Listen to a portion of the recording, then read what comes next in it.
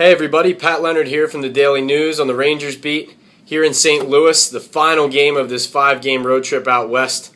Can't wait to sleep in our own beds.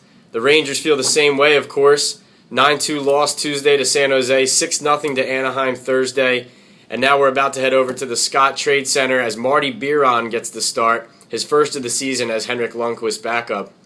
Now as Biron tries to get in his groove, as Alain Vigneault wants him to play maybe even around 20 starts, something like he did 2 seasons ago, considering Lundqvist will take on a heavy load if the playoffs come around, plus he's going to have the Olympic break playing for Sweden. Meanwhile, though, Lundqvist really trying to rebound from not only poor team play, but subpar play from the Rangers' team MVP for the last 8 years. Lundqvist saying today that he knows he has to be better. He has to think positive, though, because a lot of his game has to do with his mental focus, how he approaches, how he prepares.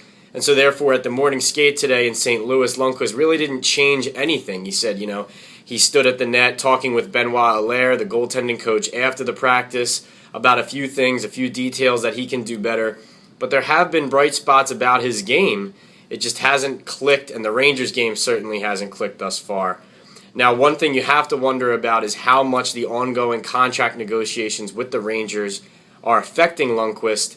Now, personally, I don't believe that has to do with his inconsistency on the ice completely. However, it has to be in the back of his mind. You can't say it's not affecting him, considering the fact that this team mentally right now seems very fragile, and their goaltender has been making some mistakes uncharacteristic of himself as well.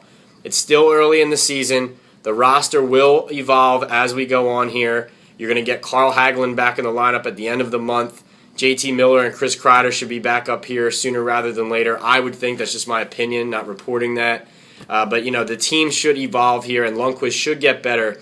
It's just really about focusing mentally on what they can prepare, and the practices day in and day out, and thinking positively is the only way the Rangers are going to get through this.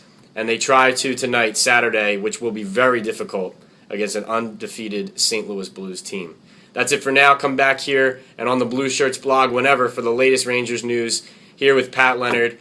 And I'm at PLeonardNYDN on Twitter. Take care.